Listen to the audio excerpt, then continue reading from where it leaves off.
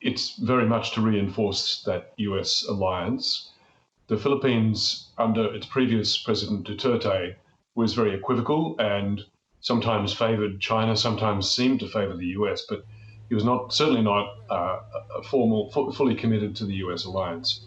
The current President Marcos is a very different kettle of fish. He's taken a harder line on Chinese intrusions into the Philippines' territorial waters.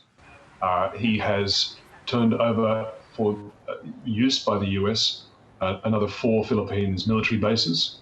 And he has said that these are so that the US can assist the Philippines in defending its own territory in the case of a Taiwan contingency or some other problem in the South China Sea. And now he's seeking more military assistance from the US. So absolutely, the Philippines is moving closer to the US, and Marcos says it's because of the threat posed by China.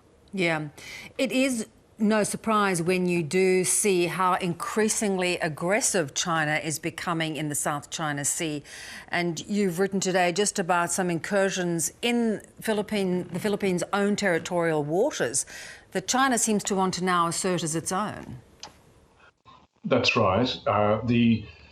So you'll remember as far back as 2016, the Philippines appealed to an international tribunal in The Hague to say, look, can you please tell Chinese they have no claim here, this is our territory, and to tell the Chinese Navy and Coast Guard to stop pushing into our territory and trying to build artificial islands in our maritime territories.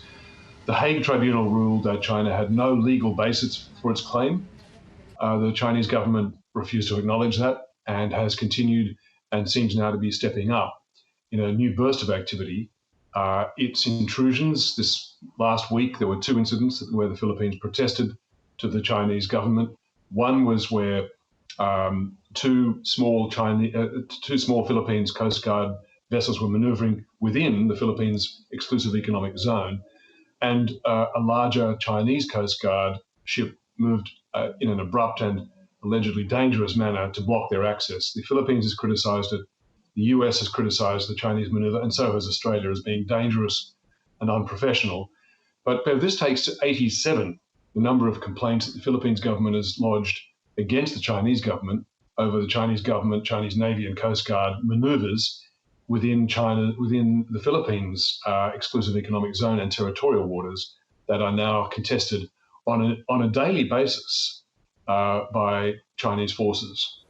Which sort of indicates that no matter what the protest is, no matter the response from these international bodies, China just continues to assert itself in the way that it wishes to. And it doesn't seem to matter what has been normal practice up until this point.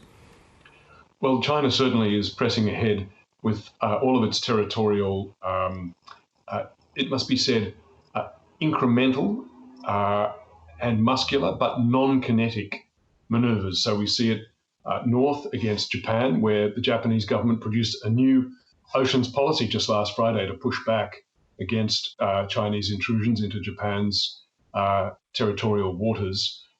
The Japanese government says that Chinese aircraft now intrude into Japan's territorial airspace more than once a day. The average is something like 1.6 times a day. The Tokyo Air Force has to scramble its jets to intercept incoming Chinese jets. So there's a constant pressure against Japan. We see maneuvers against Taiwan. Last Friday, there were 19 Chinese military aircraft entering the Taiwan air identification zone, and a new type of Chinese combat drone circumnavigated the whole main island of Thailand. It's a missile-capable drone, which the Taiwanese say the Chinese are preparing to use to attack in the event of a military takeover of Taiwan. That continues. That doesn't ever slacken off. And yes, at the same time, we see them moving against the Philippines. In China's defense, it never fires a shot. This is all grey zone warfare below the level of kinetic warfare. But it is physical, it's muscular.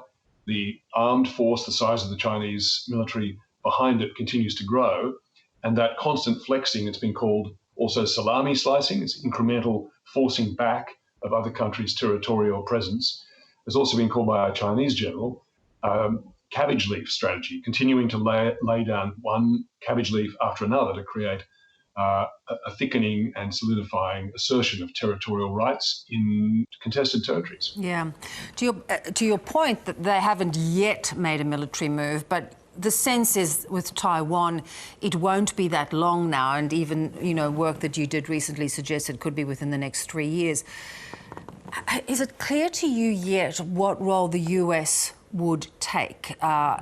Getting involved in a conflict with China could be a very difficult calculation.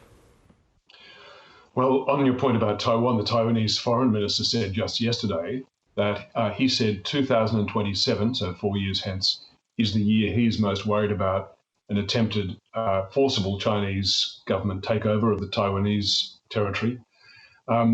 The US President Joe Biden has 4 times now stated publicly that the US would support Taiwan against any Chinese aggression, although his administration walks back every one of those statements.